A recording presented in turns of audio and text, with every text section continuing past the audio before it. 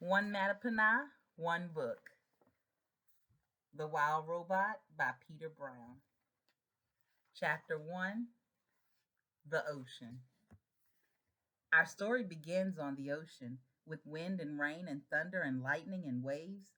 A hurricane roared and raged through the night, and in the middle of the chaos, a cargo ship was sinking down, down, down to the ocean floor.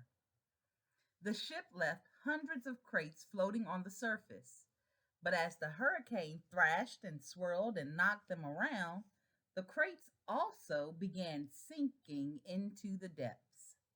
One after another, they were swallowed up by the waves until only 5 crates remained. By morning, the hurricane was gone. There were no clouds, no ships, no land in sight. There was only calm water and clear skies, and those 5 crates lazily bobbing along an ocean current. Days passed, and then a smudge of green appeared on the horizon.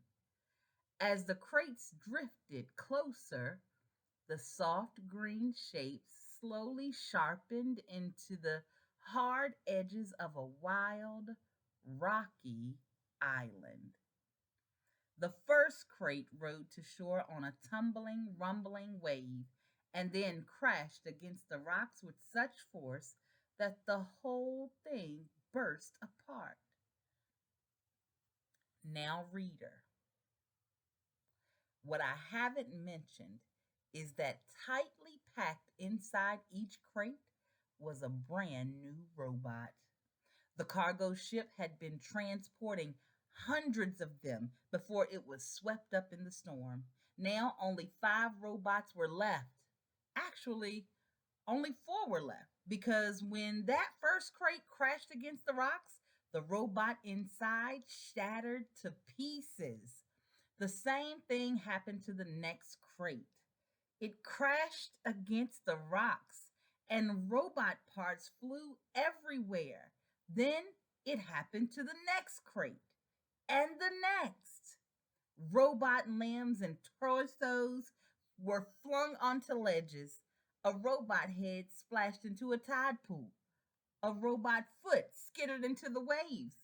And then came the last crate. It followed the same path as the others, but instead of crashing against the rocks, it sloshed against the remains of the first 4 crates. Soon, more waves were heaving it up out of the water. It soared through the air, spinning and glistening until it slammed down onto a tall shelf of rock.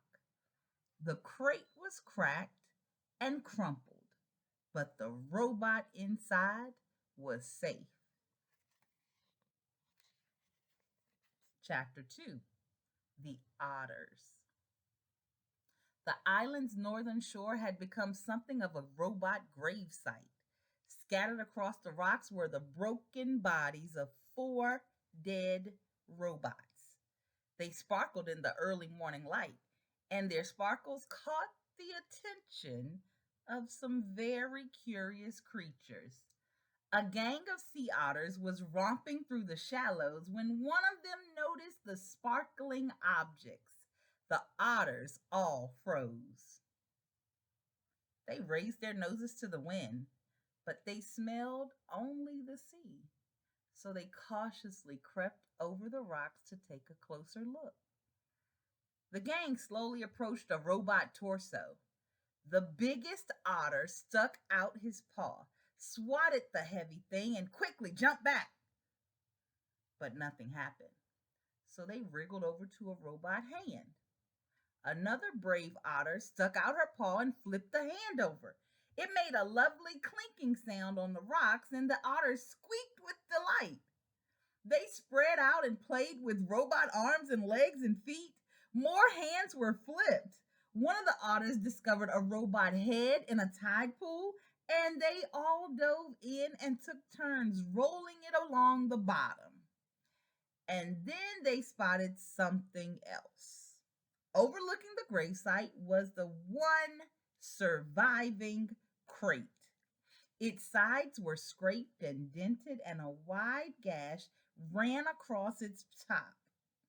The otters scampered up the rocks and climbed onto the big box. 10 furry faces poked through the gash, eager to see what was inside. What they saw was another brand new robot. But this robot was different from the others. It was still in one piece, and it was surrounded by spongy packing foam. The otters reached through the gash and tore at the foam. It was so soft and squishy. They squeaked as they snatched at the fluffy stuff. Shreds of it floated away on the sea breeze, and in all the excitement, one of their paws accidentally slapped an important little button on the back of the robot's head. Click! It took a while for the otters to realize that something was happening inside the crate. But a moment later, they heard it, a low whirring sound. Everyone stopped and stared, and then the robot opened her eyes. Chapter 3. The Robot. The robot's computer brain booted up.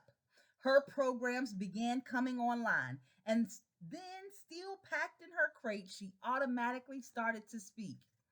Hello, I am Razum, Unit 7134, but you may call me Roz. While my robotic systems are activating, I will tell you about myself. Once fully activated, I will be able to move and communicate and learn. Simply give me a task and I will complete it. Over time, I will find better ways of completing my task. I will become a better robot. When I am not needed, I will stay out of the way and keep myself in good working order. Thank you for your time. I am now fully activated. Chapter 4. The Robot Hatches. As you might know, robots don't really feel emotions. Not the way animals do. And yet, as she sat in her crumpled crate, Roz felt something like curiosity. She was curious about the warm ball of light shining down from above. So her computer brain went to work and she identified the light. It was the sun. The robot felt her body absorbing the sun's energy. With each passing minute, she felt more awake. When her battery was good and full, Roz looked around and realized that she was packed inside a crate. She tried to move her arms, but they were restrained by cords. So she applied more force. The motors in her arms hummed a little louder and the cord snapped. Then she lifted her hands and pulled apart the crate. Like a hatchling breaking from a shell, Roz climbed out into the world. Those otters, Chapter 5. The Robot Gravesite. Those otters were now hiding behind a rock, their round heads nervously poked up, and they watched as a sparkling monster emerged from the crate. The monster slowly turned her head as she scanned the coastline. Her head turned and turned all the way around, and it didn't stop turning until she was looking right at the otters. Hello, otters. My name is Roz. The robot's voice was simply too much for the skittish creatures. The biggest otter squeaked and the whole gang suddenly took off. They galloped back across the robot gravesite, flopped into the ocean, and raced through the waves just as fast as they could. Roz watched the otters go, but her eyes lingered on the sparkling objects that littered the shore. The objects looked strangely familiar. The robot swung her left leg forward, then her right. And just like that, she was taking her very first steps. She stomped away from her crate and over the rocks and through the grave site until she was standing above a broken robot body. She leaned in and noticed the word Razum lightly etched on the torso. She noticed the same word on all the torsos, including her own. Roz continued exploring the gravesite until a playful little ocean wave washed over the rocks. She automatically stepped away from it. Then a bigger wave sloshed toward her, and she stepped away again. And then a gigantic wave crashed over the rocks and engulfed the entire gravesite. Heavy water pounded against her body and knocked her to the ground, and her damage sensors flared for the first time. A moment later, the wave was gone, and Roz lay there, dripping and dented and surrounded by dead robots. Roz could feel her survival instincts, the part of her computer brain that made her want to avoid danger and take care of herself so she could continue functioning properly. Her instincts were urging her to move away from the ocean. She carefully got to her feet and saw that high above the shore, the land was bursting with trees and grasses and flowers. It looked lush and safe up there. It looked like a much better place for our robot. She had just one problem. To get up there, she would have to climb the sea cliffs.